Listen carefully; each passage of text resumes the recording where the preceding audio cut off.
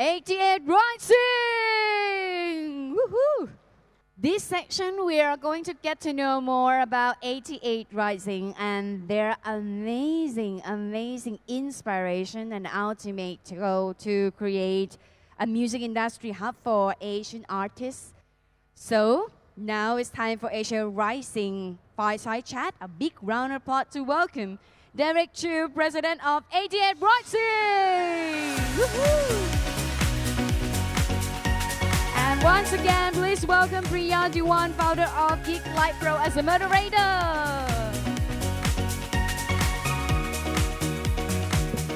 Hello, Priya. All right. Hello, Derek.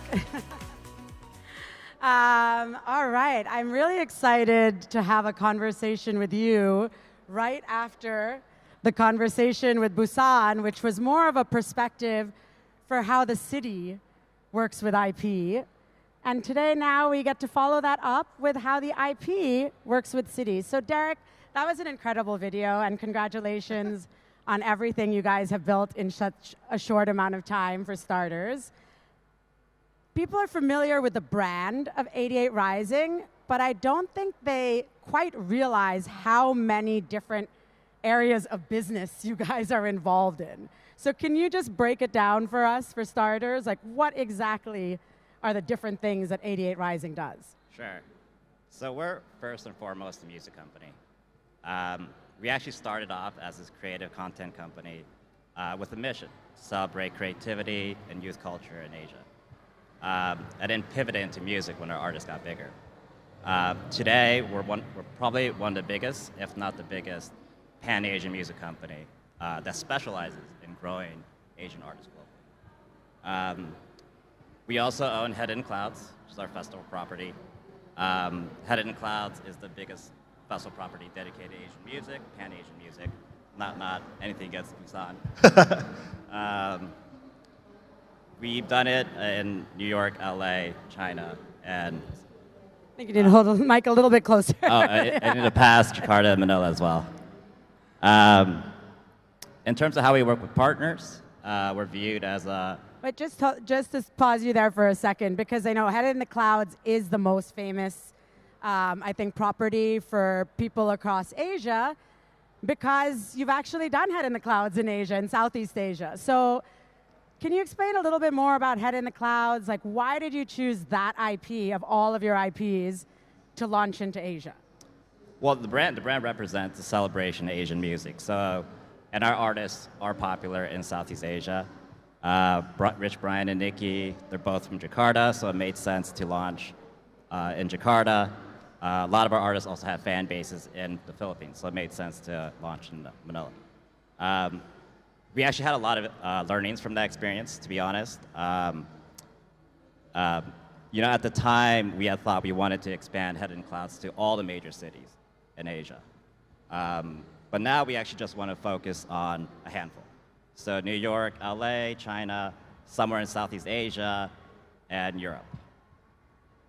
So you touched on it a bit, like Nikki's from Indonesia, but besides that, how did that process happen between like you identifying Indonesia and the Philippines as the first two markets in Southeast Asia to launch, or was it more that they came to you? Tell us a little bit more about how that happened. It's really a two-way street for us. Obviously, we look at the data. We know, audience is Spotify data, YouTube data. We see that the audience comes from Indonesia quite a bit.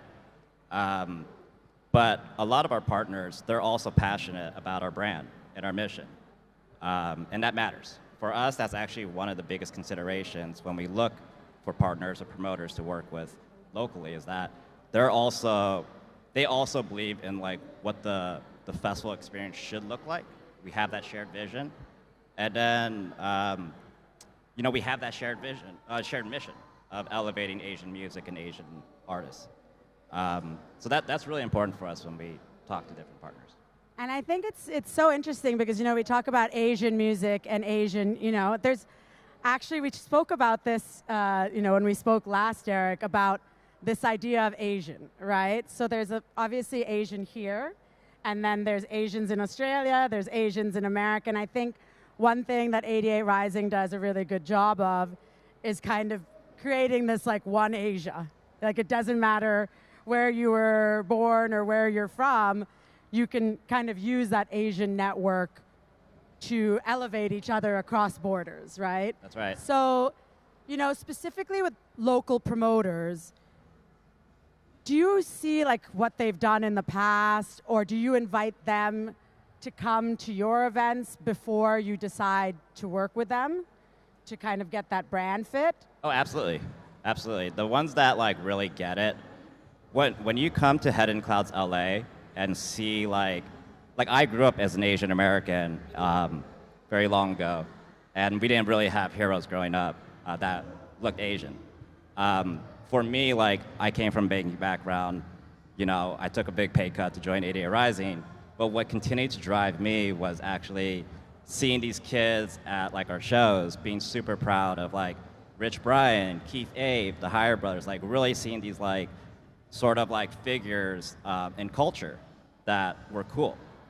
And then for people that come to our Head in Clouds Festival, you see an entire festival of 35,000 people where the artists are all Asian, they're all representing, and everybody's super happy. So I think that's a big reason why promoters, we've never had any issues with finding promoters to work with in Asia, because they understand like the mission, they understand the brand, they understand there's going to be quality in terms of like the creative output. And, you know, obviously before 88 Rising became such a well-known brand, you had to introduce yourself to other people to kind of partner with you, right? Like for your first Head in the Clouds, or when you first launch an IP into a new market. So what are the key components about your brand do you present when you're trying to work with partners as well? So, you know, obviously there's something they present. So what is it about your brand that you kind of showcase, like you bring to the table? I think like the biggest selling point for us is the creative. We're known for our creative. We're known to have a big creative network. We're known for like really investing into the creative experience. Obviously, we have our own talent, our own artists, and then we have a brand as well, and sort of a built-in audience that at least knows what 88 Rising is. So it hasn't been hard for us to like present ourselves to promoters, because generally promoters generally know who we are, even just in terms of like wanting to promote individual artist shows and whatnot. But when we come to them, typically we want to do it at the 88 Rising level, we want to do it at the mission level, we want to do something way bigger every single time that is more creative, I guess. And I guess similar to like, you know, what Busan was talking about, it's not just music, right? Like you guys come to the table with so much more than just the music element, because there's a whole culture driving it. That's right.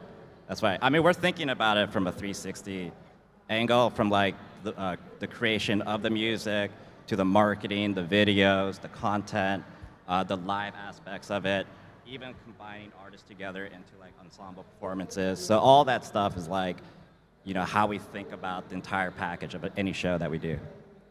Incredible. So, I mean, Thailand has just going through this incredible growth spurt of events and activity with wonderful locally produced IP that has been around forever, like Big Mountain, to some more recent incredible blooming festivals like Maharasop and Wonder Fruit. And now even so many international IPs coming in, like Rolling Loud. So what do you think with this very, very busy Thai festival landscape? What would you suggest is like, what is the next IP that should be here? Is it an international one? Is it a locally formed one? Is it a mix of that?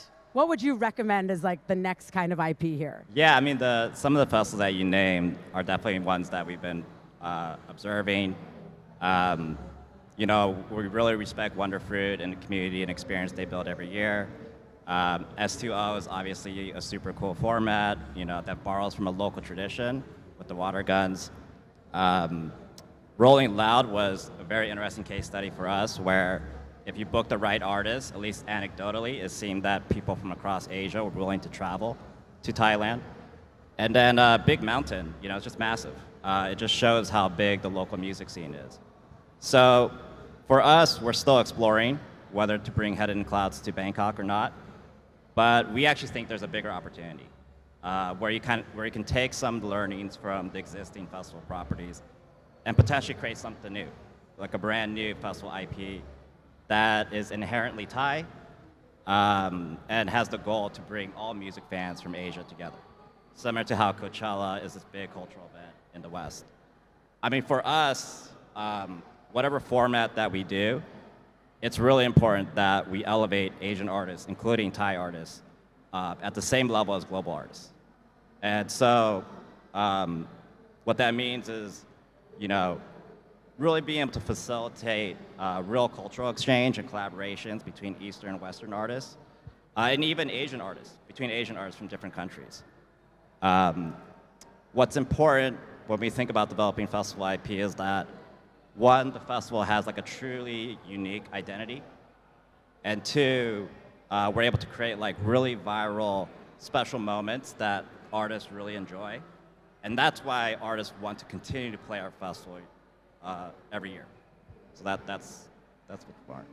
I think that's a really good point that you raise, because we talk about that, right? Like, the big success of Coachella is that artists want to play it.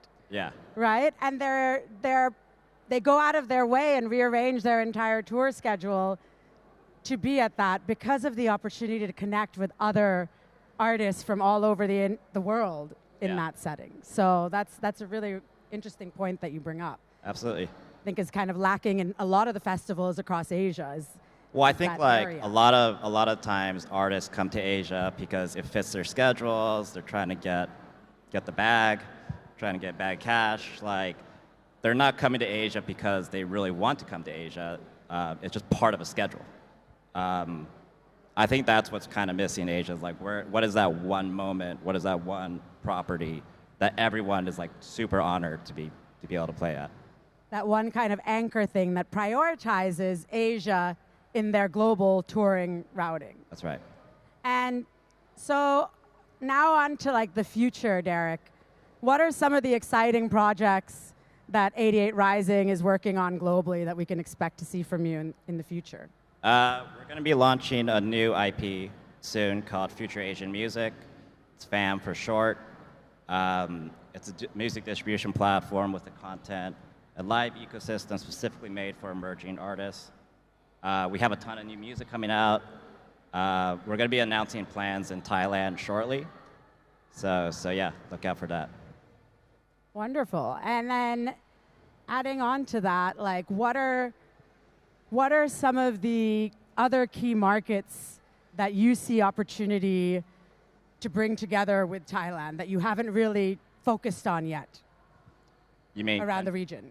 Countries like, or? Yeah, you've done Philippines, you've done like, are you planning also to bring in more of China, more of Korea, more of Japan, or are you kind of doing a Southeast Asia focus for now? Southeast Asia focus for now.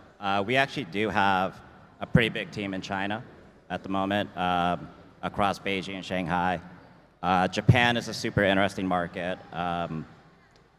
that we think is like ready.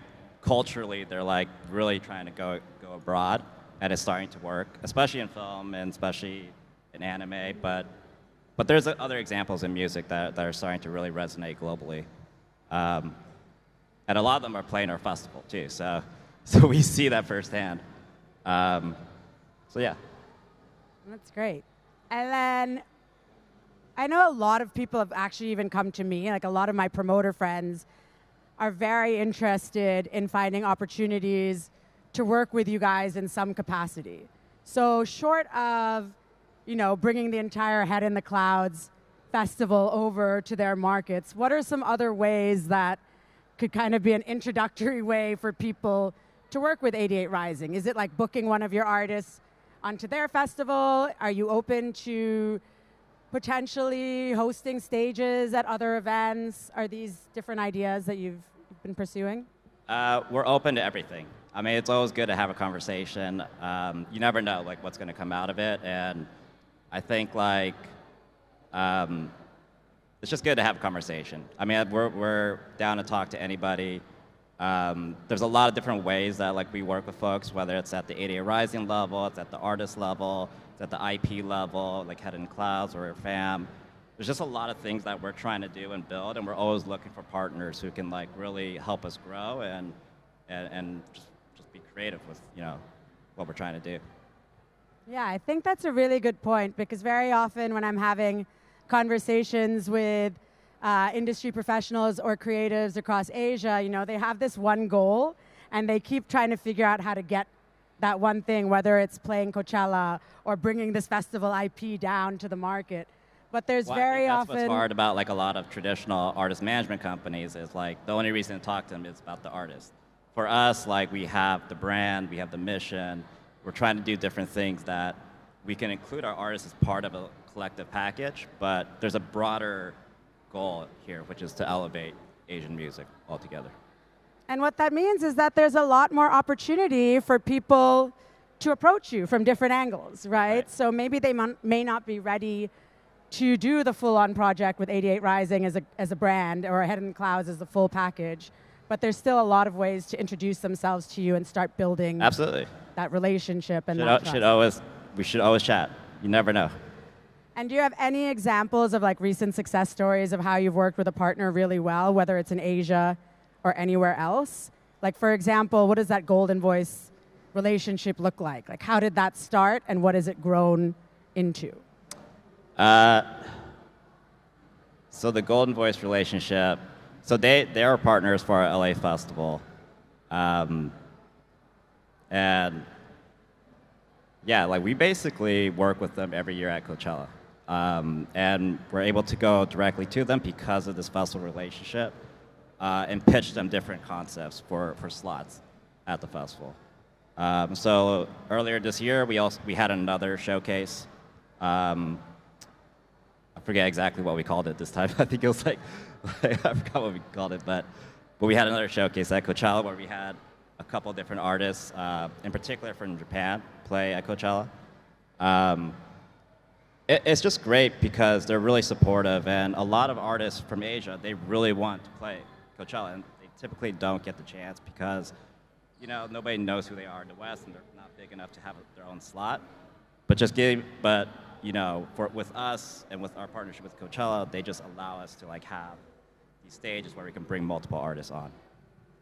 That's incredible. You essentially get to fast track them into what their goal is, right? Because traditionally, people don't play Coachella as like their first show in America. Yeah. Right? They do smaller tours and they build up and they play other festivals, and Coachella is usually like a 2 or 3 year down the line. And honestly, as somebody from the outside who has attended your first Head in the Clouds in LA. Did you really? I did, actually. Oh, wow. I know. Right after the pandemic, because I was working with CL and DPR at the time. And to have seen like how you guys have even evolved your relationship with Coachella, right? Like you started doing side parties, no? And then you built it into like, now you have a full stage, a branded stage at Coachella. Yeah. So you guys are kind of a perfect example of how you can slowly and gradually build your brand and your relationship. You didn't go to Coachella like, hey, we want to do a stage. Right. I mean, we've done stuff with like F1 Singapore. I think we were supposed to do at one point with Summer Sonic. But yeah, I mean, like, people come to us and want us to like bring this medley performance. It's just a matter of the right opportunity or not. Wonderful. So, is there anything else, Derek, that you wanted to share about 88 Rising or Head in the Clouds or any opportunities? I think that's it. Wonderful. So if anybody has any questions or wants to talk to Derek or any of the other music people, so please come and find us afterwards, or I think we can even take maybe 1 or 2 questions from the crowd if anybody would like. Great. Thank you all so much for your time. Thank you, Derek. That was really interesting. Thank you very much.